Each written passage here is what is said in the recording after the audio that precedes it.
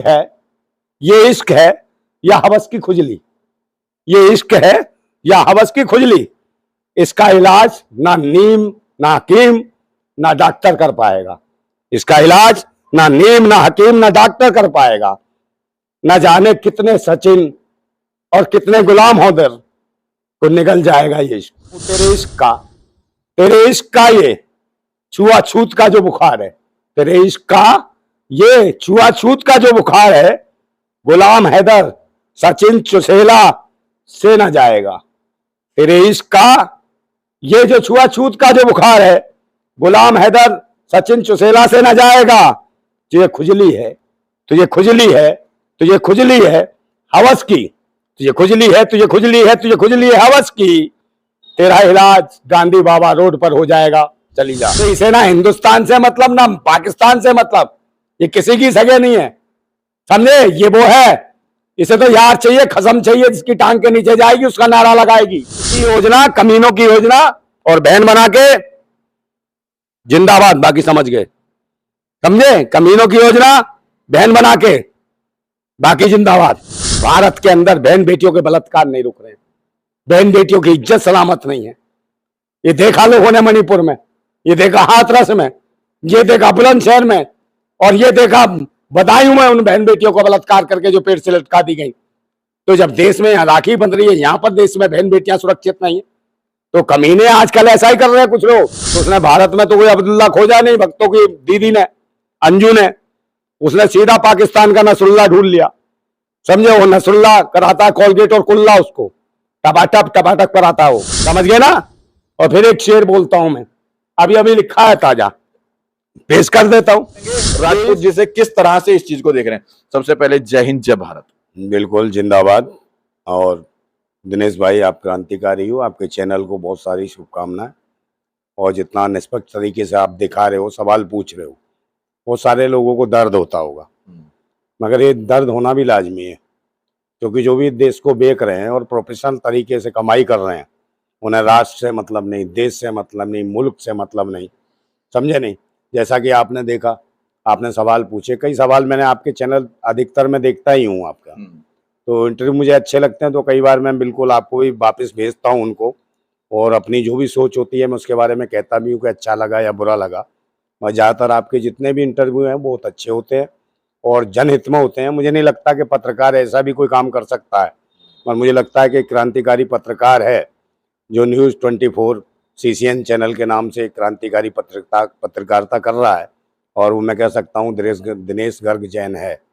और मैं ज़्यादा कहता हूँ आपके चैनल के माध्यम से कि ज़्यादा से ज़्यादा लोग इस चैनल को सब्सक्राइब करें, ताकि क्रांतिकारी व्यक्तियों का, क्रांतिकारी लोगों का, राष्ट्रभक्तों का एक हौसला बुलंद हो सके, ताकि जो रोज़ अपनी मूलभूत सुविधाओं, जन सुविधाओं के लिए दुखी हैं, उनकी समस्याओं का निदान हो सके, उनकी समस्याओं से एक बीड़ा जो है, जो दर्द है, उसको हम ख़त्म कर सकें, सारे हम जैसे क्रांतिकारी भाई मिलके। और रही बात, इन्होंने कहा कि वो कौन है जो बन गए हैं, मतलब वो जो है वो सचिन कोई मीणा है, कभी कहते हैं मीना है, कभी सचिन चुसेला है। तो उन सचिन साहब के एक साले साहब हैं जो वकालत करते हैं, अभी फिलहाल उनकी वो समझते हैं कि उनकी धर्मपत्नी है वो जो आई है सीमा हैदर, उनसे राखी बंधवाई। तो मैं तो यही कहूँगा कि भाई सचिन के साले साहब हैं, और जीजा को भी रियायत दिलाना चाहते हैं, बहनों को भी रियायत दिलाना चाहते हो, और दीदी को भी, दीदी को नागरिकता दिलवाना चाहते हो, उसके बच्चों को यहाँ रहने की गुजर बसर का इंतजाम कराना चाहते हैं, फिल्मों में काम कराना चाहते हैं, उन्हें लोकसभा और विधानसभा लड़वाना चाहते हैं। तो भारत की बेटियां कहाँ जाएंगी? भारत की बेटियों के बारे में कौन सोचेगा? क्या भारत की बेटियों ने देश की आज़ादी के लिए जो लड़ाइयाँ लड़ी सन 1857 में, क्रांति की प्रणेता रहीं, चाहे रानी अवंतीबाई हो, रानी लक्ष्मीबाई हो, और बहुत सारी महिलाएं ऐसी रहीं देश की आज़ादी के आंदोलन में बढ़ चढ़ के हिस्सा लिया। तो मैं सचिन मीणा के साले साहब जी से कहना चाहता हूँ कि आप राष्ट्र की ओर देख रहे हैं, अच्छी बात है, आप बहनें बना रहे हैं, अच्छी बात है, मगर कहाँ तक? जो 4-4 खस्मों को छोड़ दें, वो कौन है? और क्या यही है? इनके भूतपूर्व पति भी तो थे, क्या नाम था भूतपूर्व पति का? गुलाम हैदर है, तो वो भूतपूर्व हो गए, वो कौन लगे आपके? ये भी बताने का प्रयास करें। तो ये सस्ती लोकप्रियता के लिए TRP तो आप जैसे लोग कमा रहे हैं, आप जैसे लोग ऐसे मुद्दों को छू रहे हैं। आप राष्ट्र हित में सोच नहीं रहे हैं, बिल्कुल सिर्फ प्रोफेशनल धंधा बना रखा है। आपको देश से प्यार नहीं है। आप सीम हैदर को क्या समझ रहे हो? आप कह रहे हो ये कैसा काम कर रही है? आप यहाँ देश में बम फोड़ना ही आतंकवाद नहीं है, या बिना पासपोर्ट वीजे के अंदर घुस जाना ही आतंकवाद या देशद्रोह नहीं है। कानून का उल्लंघन इसने किया है देश के अंदर बिना पासपोर्ट वीजे के। और तुम्हारे जीजा साहब ने, वो बहनोई साहब तुम्हारे सचिन ने, जो 50 दिन से इसको इनलीगल तरीके से भारत के अंदर रखा बिना बताए देश को, समझे नहीं उसको, तो ये भी गुनाह है। मगर ये जो तुम कहते हो कि बार बार किसकी जांच एजेंसी चल रही है, जांच एजेंसियां इसको देख रही हैं कि ये देख रही है, तो जांच एजेंसियों को मैं सचेत करना चाहता हूं कि भाइयों आप गलत जगह देख रहे हो, इसकी सही तरीके से जांच कीजिए। जांच कहां पर है? बम फोड़ देना, यहां से जासूसी करना ही राष्ट्रद्रोह नहीं है, यह आतंकवाद नहीं है। इस देश की सभ्यता और संस्कृति को नष्ट करना भी राष्ट्रद्रोह है, देशद्रोह है। ये खास तौर से देश के जो राष्ट्रवादी तथाकथित राष्ट्रवादी जो भाजपा के हैं, जो अपने को राष्ट्रभक्त बताते हैं, अपनी संस्कृति को लेकर शोर मचाते हैं, तो जो महिला 4-4 कदम छोड़ के आई हो, 40-40 बॉयफ्रेंड छोड़ के आई हो, और वो महिला वो इस देश के अंदर क्या परोस रही है? हमारे देश की माताओं बहनों पर क्या असर पड़ रहा है? देश की माताएं बहनें बिगड़ेंगी नहीं क्या? कि 4 आदमी छोड़ने के बाद भी प्यार किया जा सकता है, 2 आदमी छोड़ने के बाद भी प्यार किया जा सकता है। अपना देश छोड़ के भाग जाओ, इसी का जीता जागता सबूत है। वो इनकी जिसको डराते थे, किससे? अब्दुल्ला से। अब्दुल्ला से डराते थे कि भारत में अब्दुल्ला बहुत है, भारत में अब्दुल्ला बहुत है। तो उसने भारत में तो कोई अब्दुल्ला खोजा नहीं, भक्तों की दीदी ने, अंजू ने, उसने सीधा पाकिस्तान का नसरुल्ला ढूंढ लिया। समझे? वो नसरुल्ला कराता कॉलगेट और कुल्ला, उसको टपाटक कराता हो। समझे? उसके बारे में कुछ नहीं कहेंगे अंधभक्त। और कहते हैं यहाँ, अरे वो तो तुलसी में पानी डालती है, तुलसी में पानी देती है, तीज के व्रत रखती है, वो चंद्रमान के लिए सिर्फ इसी के व्रत रखने, बाकी भारत की बहन बेटियां माताएं कुछ नहीं करती हैं। आपने पूरी भारत माताओं को नकारा और निकम्मा साबित करने की कोशिश की कि एक ये 4 कदम छोड़ के आने वाली इसी के व्रत काम कर रहे हैं। समझे? 900 चूहे खा के बिल्ली हज को चली और हज भी छोड़े आई। तो ऐसी महिलाओं को तुम बता के क्या चलते हो? और कहते हैं लोग, कह रहे भाई सुबह ही बन ठन के बैठ जाती हो, देखो तैयार होके बैठ जाती। तो आप बताओ भाई, चैनल वाले बताओ, सुबह सुबह पूरे दिन बन ठन के कौन सी महिला बैठती है, कहां बैठती है, किस जगह बैठती है? समझ रहे होगे? बिल्कुल पहुंच गए। हाँ, वही बैठती है। आप भी देखना ऐसी महिलाएं जो सुबह बन ठन के बैठ जाए और इतना मेकअप, कहते हैं जिसके खाने को नहीं। और सचिन साहब के साले साहब कहते हैं कि वो अंजू पाकिस्तान गई है, उसको तो वहां सरकारी नौकरी, समझे? सरकारी नौकरी, फ्लैट 2-2 करोड़ के फ्लैट और नजराने मिल रहे हैं, और हमारी सीमा को, हमारी सीमा को, हमारी सीमा को। वाह भाई, कमाल है। साला हो तो ऐसा हो, ठीक है, जो अपनी दीदी के लिए लोगों से पेशगी मांग रहा है, हमारी सीमा को, हमारी सीमा को, हमारी से। वाह भाई वाह, सचिन चुसेले बिल्कुल सही मिले हैं।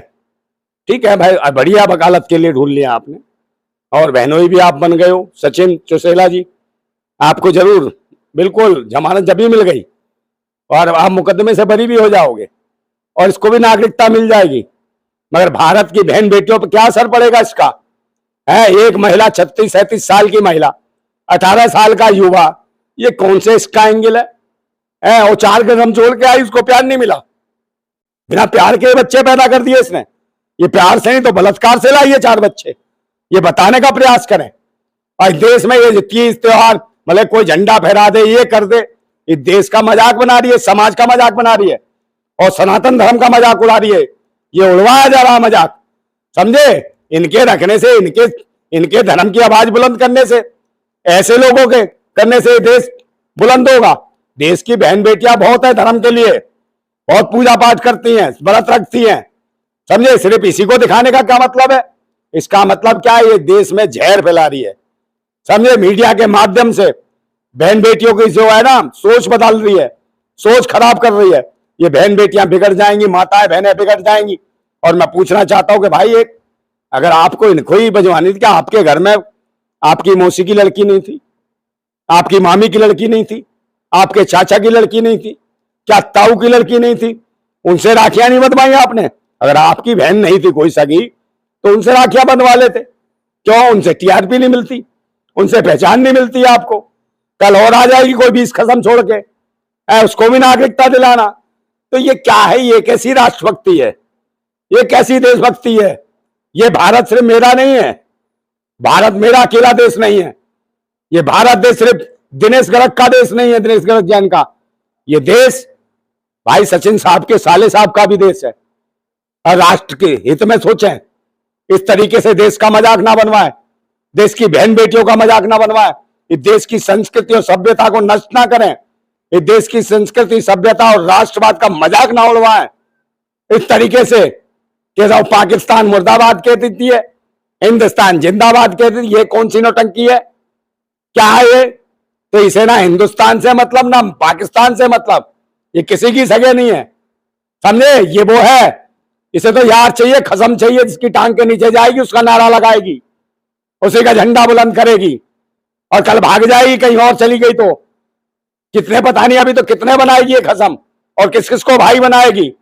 तो बहुत सारे लोग भारत के अंदर भी हैं भैया, मैं आपको बता दूं, भारत के अंदर भी बहुत सारे कमीने, समझे? वो भी सब कुछ कर लेते हैं, बहनें बना लेते हैं। बहुत सारे इसके भाईजान भी रहे होंगे, और भाईजान कब बन गए होंगे, समझे? सोहरजान भी कब बन गए होंगे, इनको ये नहीं पता। तो इसका भी एंगल देखो, बहुत सारे लोग हैं देश में कमीने जो राखी बनवा लेते हैं, और राखी बनवाने के बाद भी देख रहे हो भारत के अंदर ये सिर्फ भारत देश ही है जिसमें राखियां बनवाई जाती हैं। उसके बावजूद भी भारत के अंदर बहन बेटियों के बलात्कार नहीं रुक रहे हैं, बहन बेटियों की इज्जत सलामत नहीं है। ये देखा लोगों ने मणिपुर में, ये देखा हाथरस में, ये देखा बुलंदशहर में, और ये देखा बदायूं में उन बहन बेटियों को बलात्कार करके जो पेड़ से लटका दी गई।